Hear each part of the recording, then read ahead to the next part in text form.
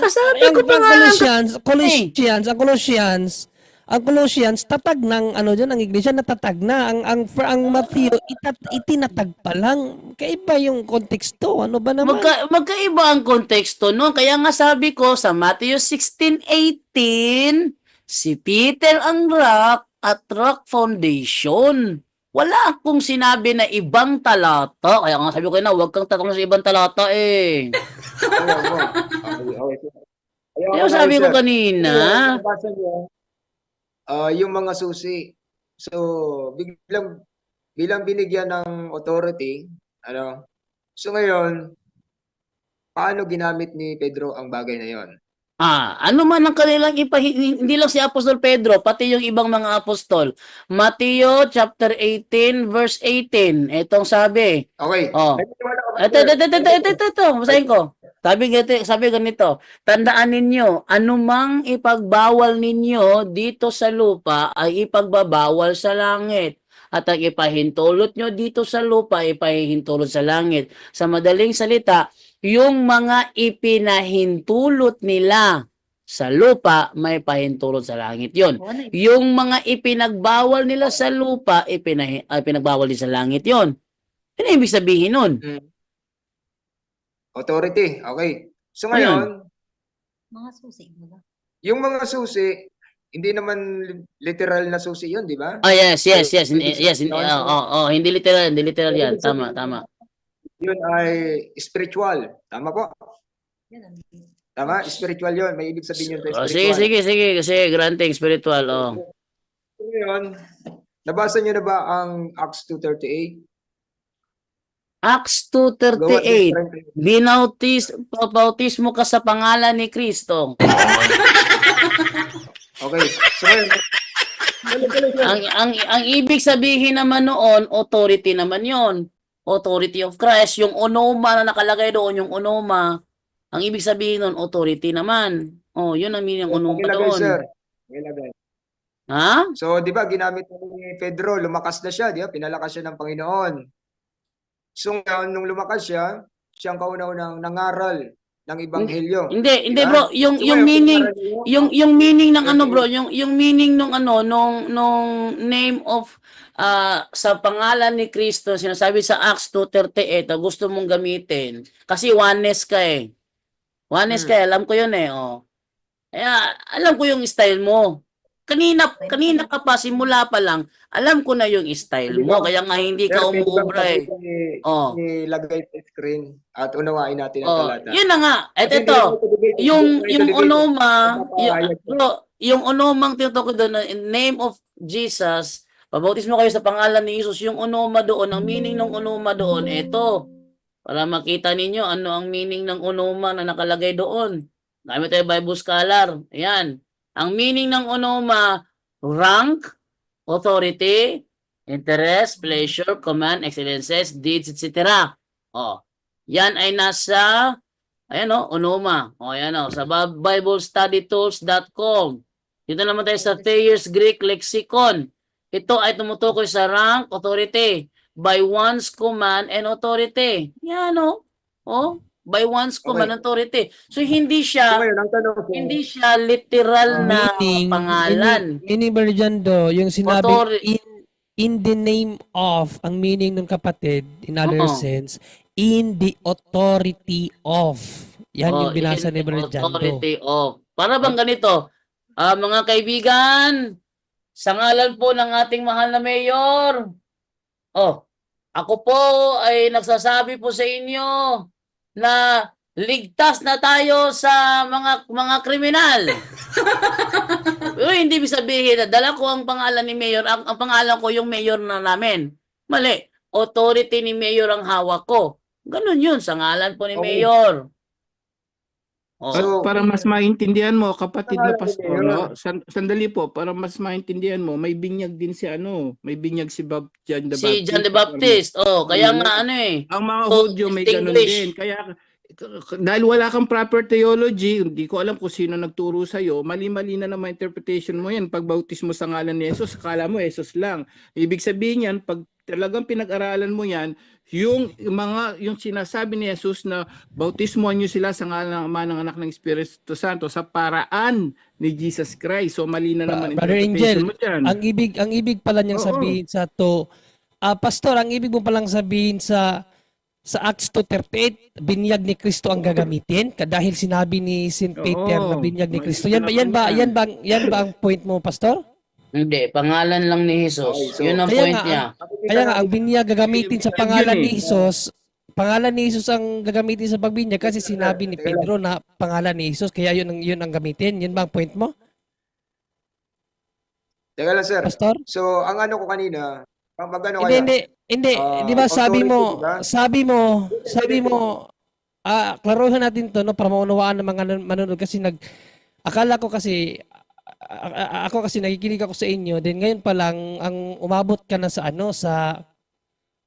Acts 38. Ano bang point mo sa Acts 38? Ba't ka umabot Okay. diyan? Dahil ipinapaalam mo ba sa amin na ang pangalan lang ni Kristo ang gamitin sa pagbinyag? Yun ba dahil sinabi ni Oh, Pedro? at mali ang Trinity. At mali ang Trinity. Yun ang point niya rito eh. Okay. Yun ba ang point mo? Mali ang Salitan niyo Trinity. muna, Yun ang point niya. Pakinggan mo natin siya, Brother Jando, kasi actually nakikinig ako, nalito ako kasi ang dami ng topic. Ano ba pinaka-topic mo ngayon sa Acts 2:38? Okay, so ngayon, ito na yan, sir. So makita natin si Peter ang binigyan ng authority, ng keys. At alam natin na yun ay spiritual, hindi yung literal. So ngayon, sa spiritual, makikita natin doon yung susi. Una ay ang pagsisisi. Pangalawa ay pagpapabautismo sa pangalan ni Kaya Jesus. muna, Brother Jando, pakinggan mo natin dyan. Ano ba yung point niya para... Ay mapuspos tayo ng banal na espiritu. Ibig sabihin, susi yon sa kaharian ng Diyos, parang isang tao makasalanan, yung iglesia na dating mga makamundong tao ay magpapagong What did you say, buhay na huh? kasama si Kristo. Why did you say Yung ano that? natin, yung true church dito, ito Ay ba? na makamundong makanan, Why did you pero say, nung huh? nakikinig ng magandang balita, sila ay nagbago. Sila ay nagsisi, nanampalataya, nagsisi, nagpabautismo sa tubig sa ngalan ni Jesucristo, tumanggap ng banal na espiritu at ngayon ay namumuhay ng merong kabanalan kasama si Amen. Kristo. So ngayon, yung iglesia, yung church sa Matthew 16:18, yun yung true church founded by the Lord Jesus Christ. Tama po ba? Yes, of course. Ang point mo? Oh. Actually, ang tanong, ang pahayag mo, ang layo ng punto mo, ano yung point mo? So, ang point natin, okay, so ang title natin, True Church, diba? So, ang pinaka-point ko dito, yung keys doon na tinutukoy ni Apostol, keys doon na binigay kay Pedro, authority, unang keys, no, sa Acts 2:38 ay kinakailangan ng isang taong makasalanan ay magsisi sa kanyang kasalanan. Pangalawa, para maugasan ng kanyang kasalanan, kailangan siyang mabautismo sa tubig sa pangalan ni Jesus. Pagkatapos noon, kinakailangan siyang tumanggap ng banal na espiritu, but ye shall receive power after that the Holy Ghost is upon you. So ngayon, ikaw ngayon ay tatatakan ng Diyos at ngayon, ikaw na ay kabilang sa katawan ni Kristo na siyang ulo. Si Kristo ang ulo ng iglesia. Tama po ba? So Mali. ngayon, Mali. yun yung true Huwag ka church. na magpatuloy No, kasi sir. mali. Huwag ka magpatuloy kasi So mali. ngayon, ito yung Huwag kang magpatuloy, huwag kang mag-preach kasi minali nga kita. Huwag ka na magpatuloy kasi minali ka, mali yung mga pahayag mo. Huwag ka na magpatuloy. Itanong mo bakit mali. Hindi. Sige, Brother Di ba, John Ray, ito bakit yung- mali? Brother John Ray, bakit Ito- mali? Bakit mali? Bakit mali sinabi niya? Oh, bakit mali? Kasi yung mga unang sinabi niya, tama yun. No, na using the authority of Peter na ibinigay ni Panginoong Jesucristo, andun yung preach ni Pedro na pagsisisi, tama yun. Pero doon sa sinabi mo, nagagamitin ang kanyang pangalan sa pagbinyag para maligtas, mali yun. Bakit? Hindi yun ang utos ni Kristo eh. Sa paano ng pagbinyag. Kaya nga sinabi namin kaganina, yung pagsabi ni Pedro na sa pangalan ni Panginoong Jesucristo ay magpabinyag kayo, hindi yun para gamitin ang kanyang pangalan sa pagbibinyag. Kasi kung i-wide mo ang pahayag ni Pedro na yan, meaning to say, in the authority of Christ. Ibig sabihin, ano yung utos ni Kristo? Yun ang gawin na para ng pagbinyag, para sa iyong kaligtasan. Paraan yun, Bakit? Pastor. Bakit? Kasi sa panahon nila, Pastor, mayroong ibang uri ng binyag ang umiiral. Unang-una diyan kay John the Baptist, no? Acts 19:1-6, ginamit ang binyag ni John Baptist, pinalitan sa binyag ni Kristo. Hindi ibig sabihin no, na pangalan ni Kristo ang ginamit sa pagbinyag. No! Dahil ang utos ni Kristo, Matthew 28:19, binyagan sa pangalan ng Ama, Anak at Espiritu Santo. Hindi yan sinabi binyagin sa pangalan ko lamang. Ngayon, Pastor, kung ang argumento mo na ginamit ang pangalan ni Panginoong Jesucristo kaya binyag sa pangalan ni Panginoong Jesucristo lang, tanungin kita, yan ba talaga ang turo nyo na dahil nabasa sa Acts 2:38 na binyagan sa magpabinyag sa pangalan ni Panginoong Jesucristo, yun na ang gagamitin na formula sa pagbinyag? Yan bang paniniwala niyo, Pastor, na gagamitin ang pangalan ni Kristo sa pagbinyag dahil nabasa sa Acts 2:38? Yun ba? Dahil nabasa? Tanong ko muna sa'yo. Okay, sige sir. So, alam nyo, actually, hindi lang naman talaga Acts 2:38 ang nagsabi na bautismo ng isang tao. Yes, pero isa-isahin natin to. Yan ba ang paniniwala niyo? Wag kang alam mo bro, sa Bible, sa Deuteronomio 6:4, ang panawagan ng Diyos sa mga tao, makinig. No, sa Lucas, sabi ni Yes, Panginoon Jesucristo, makinig ang may pandinig. Sa Revelation, ganun din, makinig ang may pandinig. Maging be a good listener kasi tinatanong ka, wag kang lumihis. Kasi ang taong tinatanong na lumilihis, may problem yan. Ang tunay na Kristiyano, hindi lumilihis yan sa tanong. Tulad ng Panginoong Jesucristo nung tinanong siya ng mga Hudyo, Okay, sumagot tuloy siya ng tama. O hindi siya lumilihis. Okay na, No, sir. kaya ang tanong ko sa'yo, kasi preach mo ka ganina using the Acts 2:38 na kaya kita minali kasi pinakinggan kita, sabi mo, ang kaligtasan, kinakailangan magsisi, tama yon. Pero sinabi mo kasi na kinakailangan ng tao mabinyagan sa pangalan ni Jesus. O yun, doon na sabi ko, mali yan. No, so dahil ba, sinabi ni Pedro na nabasa mo sa Acts 2:38 na ang binyag ay kinakailangan sa pangalan ni Jesucristo dahil nabasa mo sa Acts 2:38, ang question ko, makinig ka sa question ha, sagutin mo ng simple lang to. Yan ba ang paniniwala nyo na dahil nabasa ay kinakailangan gawin na? Yan ba ang paniniwala nyo? Okay. So yan ay utos ng Hindi, Panginoon. hindi ko tinanong kung utos ba yun. Ang tanong ko sa iyo, kung yan ba ang paniniwala nyo na dahil nabasa nyo na sinabi ni San Pedro na magpabinyag sa baptize and repent in the name of Christ. So yan ba ang paniniwala nyo na dahil nabasa nyo sa Acts 2:38 na sa pangalan ni Jesus, kaya ginagamit nyo ngayon ang pagbinyag sa pangalan ni Jesus? Yan ba ang paniniwala nyo? Na dahil nabasa, pinaniniwalaan nyo. Simple lang yung question, oo o hindi. Naniwala ba kayo na yan ang tamang formula dahil nabasa sa Bible? Yan ba? Oo o hindi? Oo, sapagkat si Pedro ay binigyan ng authority ng Panginoong Jesus. So dahil nabasa. Pagbautismo sa Okay, dahil kung ngayon tatanungin kita si Pablo, may authority din si Pablo eh. Basahin ko muna sa iyo, si Pablo may authority din. O may authority din si Pablo. Unang 2 Corinto 2:10, may 2 Corinto 8:10, mayroon siyang authority. So, dahil ba nabasa ang pangalan ni Panginoong Jesucristo, yun ang gawin. Eh paano kung may mabasa tayo na gamit ang pangalan ni Pablo sa pagbinyag, gawin din natin yan. Okay. So binanggit mo na rin si Apostol Pablo sa pagbautismo, ano? So ngayon, sa Acts 19 chapter 5, Hindi mo na yan, bro. Kaya nga, geto ko.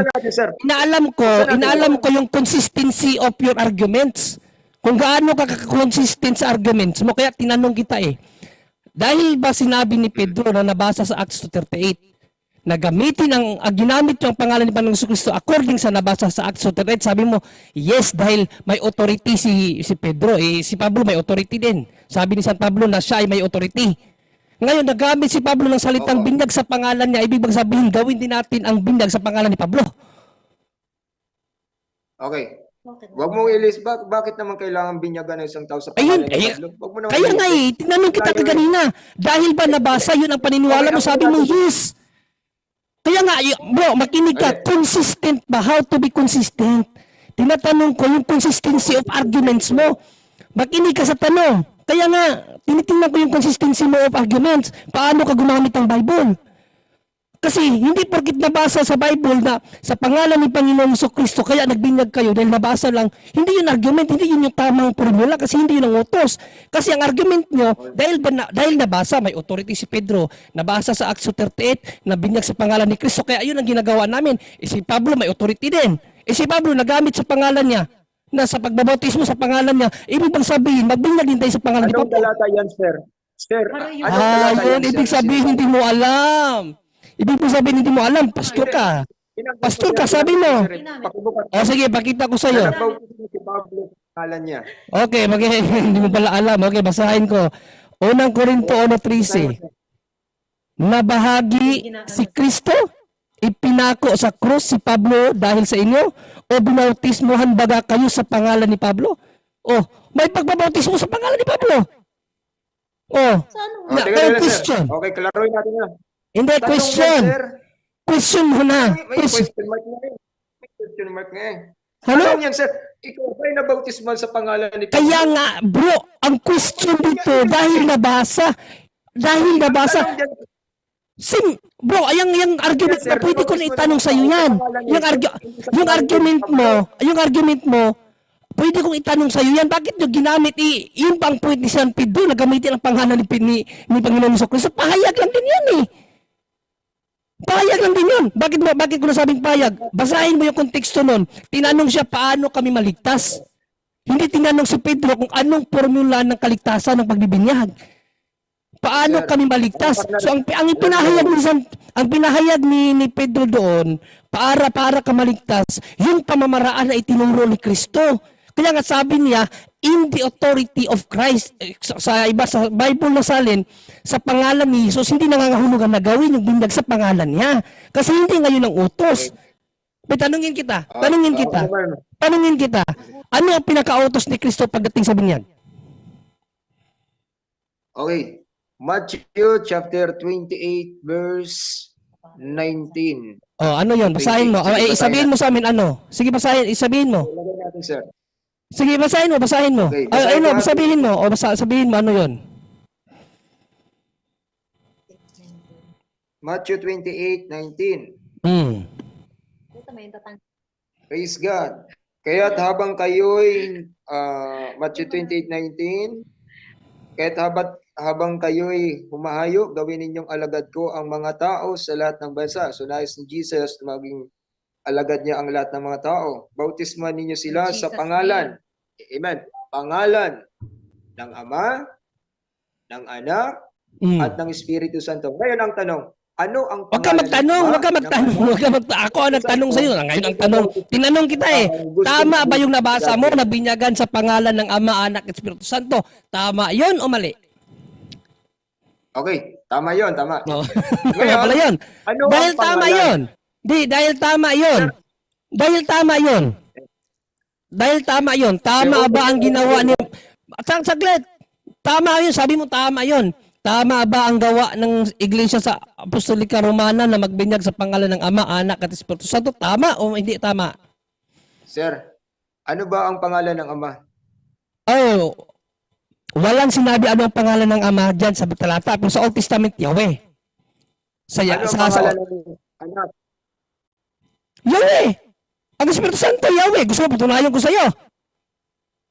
Ano ang pangalan ng Anak? Yahweh nga! Sa Old Testament, sa New Testament, si Kristo na. Yun, kaya nga sabi ko sa iyo eh. Kaya nga sabi ko sa iyo, Yahweh nga. Gusto patunayan ko sa iyo yan, si Yahweh ang Espiritu Santo? Sabihin, kinakailangan bautisman tayo sa pangalan ni Yahweh. Kaya nga eh, ang point nga dyan sa pangalan ng Ama, Anak, Espiritu Santo, ibig sabihin pangalan ng Diyos. Ang pangalan ng Diyos, Yahweh, Ama, Anak, Espiritu Santo, nakuha mo, nagets mo? Ang Jesus, it's a divine title sa kanyang pagkatao. Ano ka pa? Akala ko ba nag-study ka sa Bible school? Hindi mo pala alam ang bagay na yan. So, ibig sabihin, Hindi nyo alam ang pangalan ng Ama, ng Anak at ng Espiritu Santo. Anong hindi? Dapat Sinabi ko na nga, ito, sinabi ko na nga sa iyo, ang pangalan ng Ama, Yahweh, ang pangalan ng Anak, Yahweh, ang pangalan ng Espiritu Santo, Yahweh. Yan ang pangalan talaga nila na sinabi sa Old Testament kay Moises. Pero naging tao ang anak, kaya na meron siyang divine title as human, yun yung Jesus niya. Yung Jesus, divine title niya yan, personal name niya sa pagkatao niya, Jesus. So ngayon, si Pedro nag-utos, nabautismo ng mga tao na gustong maging alagad ni Jesus sa pangalan ni Jesus mismo. Acts Sa pangalan- 19:5, tingnan natin. Ang utos ni ang utos ni Pedro, ang utos ni Pedro sa pangalan ni Jesucristo, ibig sabihin in the authority of Christ. Para bang sinabi ba? Ito, bigyan kita ng analogy para madali mong unawain. Sinabi ng pulis, hinuhuli kita sa pangalan ng batas. Huwag mong sabihin yung batas may pangalan. Ibig sabihin, yung batas ang nag-utos sa kanya na hulihin ang pulis. May otoridad ang pulis manghuli ng mga may kasalanan.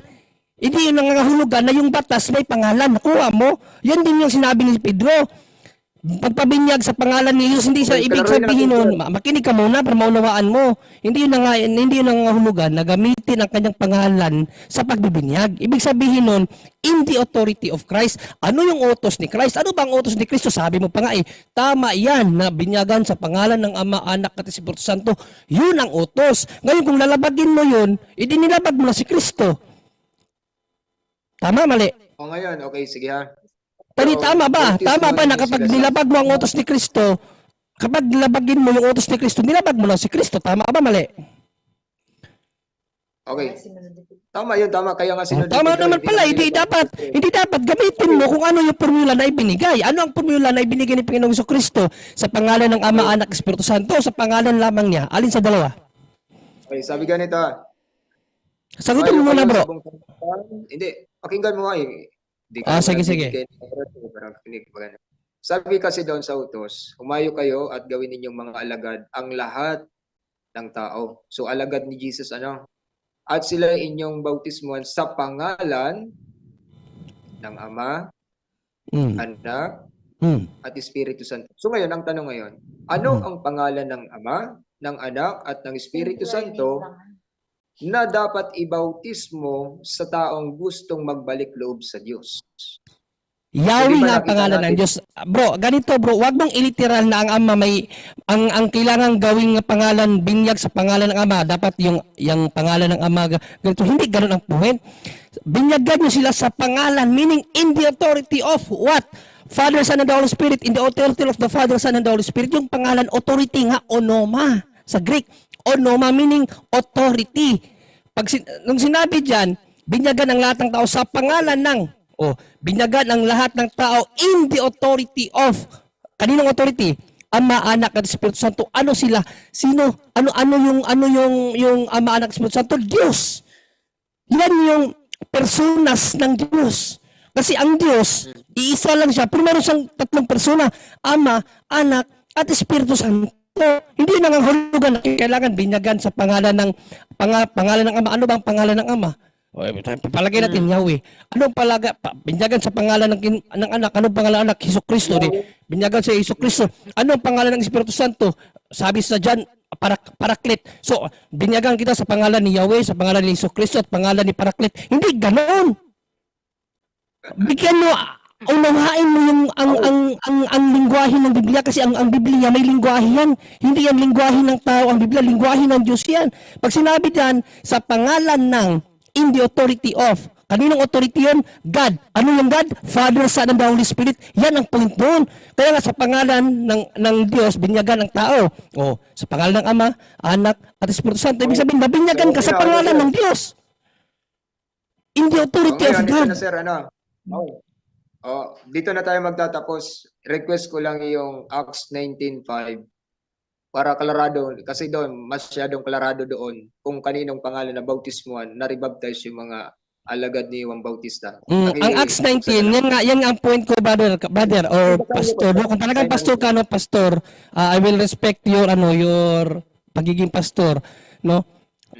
Pastor, ang Acts 19, bakit kaya nga sabi ko sa iyo, alamin mo ang historical context, bakit ginagamit nila ang word, ang term na sa pangalan ni Kristo. Dahil unang-una, ano yun yung ano ba yun? Yung ihiwalay ang binyag na turo ng Kristo sa binyag na umiiral noong unang panahon. Halimbawa, binyag ni John the Baptist. Yan ang context ng Acts 19. Ang Acts 19:5, hindi yan ginamit ni Pablo para binyagan sa pangalan lamang ni Kristo. Mali nga yan. In the authority always of Christ. No, in the authority, paggamit sa pangalan mo, sa paggamit ng pangalan ni Jesucristo, ang meaning niyan, kapatid o pastor, in the authority of Christ. Paliwanag yan ng mga scholar. Huwag mong kontrahin ng mga scholar. Hindi ka scholar eh. Sige, sir. Basahin ko na lang, sir. Basahin ko na lang po. Hindi mamaya. Babasahin ko mamaya para makita ng lahat. Pinapaunawa ko muna na ang Acts 19:5 o ang Acts 19:5 ginamit ni Pablo yon para ihiwalay sa binyag ni Apostol ni John the Baptist. Kasi sa panahon kasi nila, hindi lang isang binyag ang umiiral. May binyag ng mga Isinis, yung sinasabi mong sekta ng mga Hudiyo. Nagbibinyag sila. Actually, yung binyag ni John the Baptist, doon galing. Doon niya natutunan yon. Binyag ni John the Baptist at binyag ni Kristo. Mayroong ibang uri ng formula ng pagbibinyag sa panahon nila. Mayroon pa nga binyag ng mga pagano eh. So para ihiwalay ang binyag na itinuturo ni Kristo, kaya ginagamit nila ang term in biblical sense na sa pangalan ni Panginoong Jesucristo. But does not mean na yun ang gawing formula sa pagbibinyag. Kasi malinaw ang utos ni Kristo. Binyagan ang lahat ng tao sa pangalan ng Ama, Anak at ng Espiritu Santo. So by your request, basahin natin ang Acts 19, umpisahan natin sa 1 hanggang 5. Kung bakit sinabi sa pangalan ni Panginoong Jesucristo. At least napaunawa ko na sa iyo bakit ginagamit nila yung term na in the name of Christ. No? Dahil una ipahiwalay yun sa ibang binyag na umiiral. So yan ang gusto ko munang ipaalam sa iyo yan. O basahin natin. At nangyari na samantalang si Apolos ay nasa Corinto, pagkatahak ni Pablo ng mga lupaing matataas ay napasa Efeso at nakasumpong ng ilang mga alagad.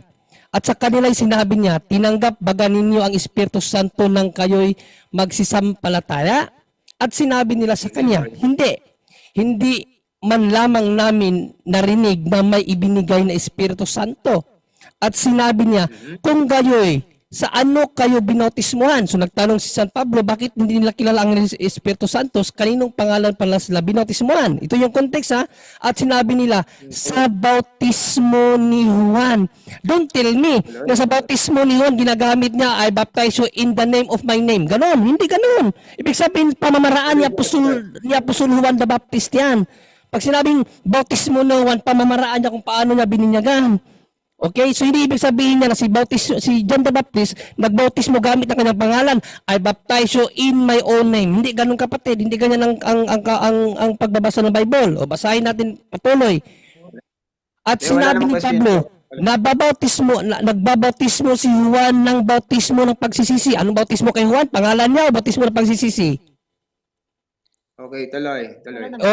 Sagutin mo muna, anong bautismo ang ginagamit ni Apostol na Juan the Baptist? Bautismo ni pangalan ni Juan o bautismo ng pagsisisi? Para malinaw. Pagsisisi. Pagsisisi. Tuloy. Kaya nga, di ba?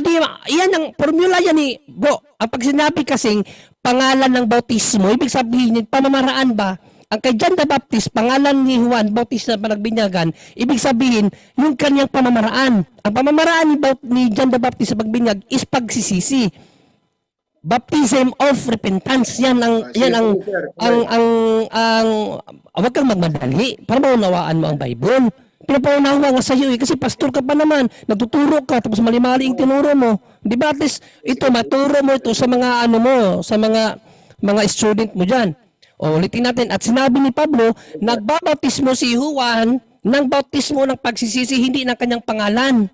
Okay? Na sinasabi sa bayan na sila'y magsisampalataya sa darating na sa hulihan niya, sa makatuwid bagay kay Jesus. At nang kanilang marinig ito ay nagpabautismo sila sa pangalan ng Panginoong Jesus. O maunawaan mo na ngayon, ano ang point ni Pedro? Hindi yung gamitin ang pangalan ni Jesus. Katulad lang sa sinabi na nabautismuhan sila sa pangalan ni Juan. O, tanungin kita dito sa 3. Kasi parang tuwang-tuwa ka na may nakabanggit ang pangalan ni Jesus. O, ito. At sinabi niya, sa nawala ito sa 3. At sinabi niya kung gayoy sa ano bautismuhan sa ano kayo na bautismuhan at sinabi nila sa bautismo ni Juan. Itong sa bautismo ni Juan ano to? Ginagamit ni Juan ang kanyang pangalan o hindi? Bautismo nga sa pagsisisi. Pero So, kinakailangan sila sumampalataya sa pag- Ibig sabihin hindi siya literal na bautismo sa pangalan ni Juan. Sir, Hindi bakit ba ito, natin sagutin mo muna bro. Sagutin mo muna para lalo mo maunawaan na ang pagsabing sa pangalan ni Panginoong Jesucristo, hindi yan nangangahulugan bro o pastor na gamitin mo ang pangalan ni Panginoong Jesucristo sa pagbibinyag. Hindi yan ang ibig sabihin ng banal na kasulatan. No? Dito, inamin mo pag sinabing bautismo ni Juan, hindi yan nangangahulugan na nagbinyag si Juan sa kanyang pangalan. Tama, mali? Okay. So, Tama ba, ngayon, mali? Tama ba mali na yung bautismo ni Juan, hindi yun nangangahulugan na ginagamit ni Juan Bautista ang kanyang pangalan sa pagbibinyag? Tama, mali? bakit naman gagamitin ni Juan? Kaya nga yun ang point doon. So sa Bible, naunawaan mo na ngayon. Naunawaan mo na sa Bible, hindi ibig sabihin ginamit ang pangalan ni Panginoong Jesucristo. Yun na ang gagamiting formula sa pagbibinyag. Mali yun. Sa Bible, sa pangalan ni Jesucristo, ang ibig sabihin, in the name. Ibig sabihin, in the authority. Kasi nga sa panahon nila, may binyag na ginagawa si John the Baptist. Para maiba yung binyag ni Panginoong Jesucristo sa binyag ni Juan, kaya ginagamit yung term na sa pangalan ni Kristo. Ibabin, sa pamamaraan ni Kristo na itinuro. Kaya nga dyan sa Matthew 28:19, ang sabi niya, ituro nyo sa kanila. Ituro ang lahat ng itinuro ko sa inyo. Turo ni Kristo yun. Anong turo niya sa pagbibinyag? Anong turo niya sa pagbibinyag? Pakisabi nga ulit, ano yung turo ni Kristo sa pagbibinyag? Sa pangalan ng Pastor, ano yung turo ni Kristo sa pagbibinyag? Sa pangalan ng Okay. Ang sabi doon, ilang bautisman sa pangalan singular singular. ng Ama, Ng Ama, Anak, ng Anak, ng Espiritu. at ng Espiritu Santo. So yan ang Ano ibinigay. ang pangalan ng Ama? Hindi nga, authority ngayon bro. Hindi ngayon. Hindi yung literal na ang Ama may hindi yung literal na ang pangalan ng Ama ang gamitin. Hindi yung literal na pag sinabi kasing pangalan, para maunawaan mo, Pastor, pag sinabing pangalan, authority. Binyagan sila sa pangalan ng, binyagan sila sa authority ng Ama, authority ng Anak, at authority ng Espiritu Santo. Ibig sabihin, yun ang gamiting formula na itinuro ni Kristo. Sa pangalan ng Ama, Anak, at ng Espiritu Santo. Hindi yun ang nangangahulugan. Para maunawaan mo, Pastor, para maunawaan mo na, kasi pastor ka ay natuturo ka, makakaligaw ka niya, makaka-impyerno sa mga tao yung ginagawa mo. Ulitin ko, ang pagsabi din ng Panginoong Jesucristo sa pangalan ng, hindi nangangahulugan yun, na kinakailangan gamitin ang pangalan ng Ama sa pagbinyag, pangalan din ng Anak, at pangalan din ng Espiritu Santo sa pagbinyag. Hindi yun ang point. Binyag sa pangalan ng Diyos yun. Dahil ang Diyos, mayroong isang Diyos. Makinig ka muna, Pastor. Ang isang Diyos, mayroong tatlong personas, Ama, Anak, at Espiritu Santo. Ang ibig sabihin, ang binyag ng Diyos ang dapat panangan ng mga tao. At anong binyag na yun? Yun ang tinuro ni Kristo sa pangalan ng Ama, Anak, at ng Espiritu Santo. Okay ako na magsalita, sir. No? Kaya nga, masabi ko talaga na ang inyo pong reliyon ay, sabihin natin, Christianity. Ang sekte ninyo ay Trinity. At ang inyong organization ay Roman Catholic. Kasi Trinity nga Trinity Mali nga. Inyong... Ang Trinity is a doctrine, hindi sekta. Hindi sekta, makinig ka. No? Ang Trinity is a doctrine, hindi sekta. Ano ka ba? Ang sekta kayo. Ang Christianity, sekta ng mga Hudiyo. Hindi mo alam yan? Theology to. Sa theology, ang Kristiyano, sekta ng mga Hudiyo yan. Ang Christianity, sekta. Anong Sir, kaya nga at the same time, religion po yun. Religion nga at the same time sekta siya ng Hudyo kasi nung panahon ng mga apostol, kinilala yan na sekta ng mga Hudyo. Saan ba galing ang mga Hudyo? Mga Kristiyano sa Hudyo hindi. Hindi, ang pinag-uusapan natin. Saan galing ang mga Kristiyano, saan galing? Hudyo o hindi? Nang una talaga, Okay. organization. Nang una, okay. So yung Saan yung galing? Christianity- Sagot na agad, huwag ka na magpaligoy-ligoy. Saan galing ang mga Kristiyano? Hudyo hindi. Sodium. So, Oh, Hudyo. Ano ang tawag sa isang pananampalataya na may pinanggalingan? Sikta, hindi. Okay, sige na tayo. Oh, yun naman pala eh. Oh, yan ang tamang theology. Huwag kang maggawa ng sarili mong theology. Ang Trinity, paniniwala yan ng mga Kristiyano. Ano ang pagkakilala sa Diyos? Hindi yan sikta ang Trinity. Ano ka ba? May sarili kang theology. Sir, Saan mo? paliwanag ko sa iyo. Saan mo nabasa na ang Trinity ay sikta? Okay, ako naman magano sa iyo ha. Hindi, saan mo nabasa mo na ang Trinity ay sekta? Saan mo nabasa na ang Trinity ay sekta? Kasi mahirap yan, Pastor. Yes, Pastor, mahirap kasi yan eh. Magsasabi ka na ganito, pero wala kang evidence. No, lahat ng sinasabi mo is equal lang yan is equal sa hindi katotohanan. Pag wala kang may pakitang ebidensya, may ebidensya ka ba na nagsabi, kahit sinong scholar na nagsabi, ang Trinity is a sect. Meron ba? Trinity is sekta o sa'yo lang yan? Okay, so ayun. Ito na sir ha. Pakinggan mo ako. Sa Judaism, meron 3 sekta. Para dagdag ito sa inyong kalaman. Tinatawag nating Pharisees, Sadducees, at Herodians. Hindi nga lang 3. So, Hindi lang 3 kasi ang Kristyanismo, bro, ang Kristyanismo, sekta ng Hudyo yan. Sa totoo lang, in the 1st century. Hindi mo alam yung pinagsasabi mo eh. Hindi tayo sir magkaintindihan kasi hindi mo na ako pinapasalita eh. Pero laban yan. So, Kasi mali kasi wala yung pinagsasabi mo. Wala na rin. Wala nang halaga yung pag-uusap kasi ayaw mo akong pagsalitain. Kaya hindi mo na unawaan. Hindi, kinokorek lang yung sinasabi mo, bro, na hindi 3 lang. Pasalitain mo muna ako. 2 minutes. Sige, Okay. go ahead. So, meron 3 sekta hanggang 4. Ang Pharisees, Sadducees, Herodians. So, yung Pharisees, magkaiba ang paniwala nila ng Sadducees. Ang Sadducees, di naniniwala sa muling pagkabuhay. Ang Pharisees naman, naniniwala sa muling pagkabuhay at sa Espiritu.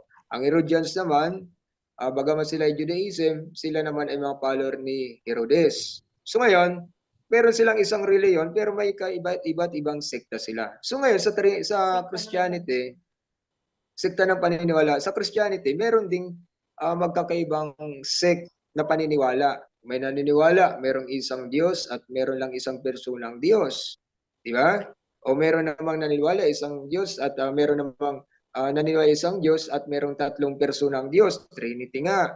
At meron naman naniniwala na may Arianism na tinatawag. So ngayon, makikita natin, ang religion talaga ay Christianity. Monotheism, oneness, Trinity, yun yung mga sect makikita natin. Tapos ngayon, yung organization, ako United, aking organization ay United Pentecostal Church, nakabilang ako sa religion ng Christianity. At the same time, ang sect ko ay monotheism, oneness. Sir, naniniwala sa isang Diyos at meron lang siyang isang persona. Nung ang Diyos ay nagtatawang tao. So sa inyo naman, naniniwala rin kayo sa isang Diyos, pero Trinity nga lang. Meron kayong tinatawag na Trinity o 3 persona. Binubuo ng 3 persona ang Diyos. So ngayon, ang inyong church organization ay Roman Catholic. So kaya, yung Roman Catholic is organization po. Okay? So ngayon, magkaiba tayo ng baptism formula. Kami oneness, ang baptism namin ay in Jesus' name, ayon sa Bible na nabasa natin. At kayo naman, ang water baptism ninyo ay sa pangalan ng Ama, Anak, at ng Espiritu. Dahil naniniwala kayo dahil kabilang kayo sa sekta na Trinitarianism. Nakukuha niyo po ang punto, sir? Yes, nakuha ko yung tama yung sinasabi mo kasi may ibang perspektiba ang tinatawag nating relihiyon ngayon. Kasi kayo, part din kayo ng relihiyon eh. Ibang relihiyon nyo. Pero ang pinag-uusapan dito, yung relihiyon nyo, tama ba yung pag-uunawaan nyo sa banal na kasulatan? Tulad ng sinabi mo, iisa lang ang persona ng Diyos. Saan mo naman nabasa dyan? Saan mo naman nabasa? May isang persona ang Diyos. Sinabi mo, ang paniniwala nyo, pagbibinyag sa pangalan lang ni Kristo, patunayan mo yan. Ayan nga ang utos. Di ba? So, ang pinag-uusapan dito bro, hindi kung ano kami. Ang pinag-usapan natin dito kung tama ba yung paniniwala na pinaniniwalaan mo ngayon according to the Bible. Halimbawa, Diyos tayo. Sa Diyos tayo, kaya mo bang ipatunayan sa amin na iisa lang ang persona ng Diyos? Using the Bible, kaya mo o hindi mo kaya? Ayon sa Bible, sir, isa lang talaga ang persona ng Diyos. O sige, saan mo nabasa na isa lang ang persona ng Diyos? No, Kasi bro. sabi ng Bible, Bro, sabi mo, without kaya mo controversy, patunayan. Hindi, bago ka sumagot, napapansin ko sa'yo, hindi ka marunong makinig ng tanong, bro, eh. Sagot ka lang ng sagot, wala ka sa tanong. Wala sa tanong yung sagot mo.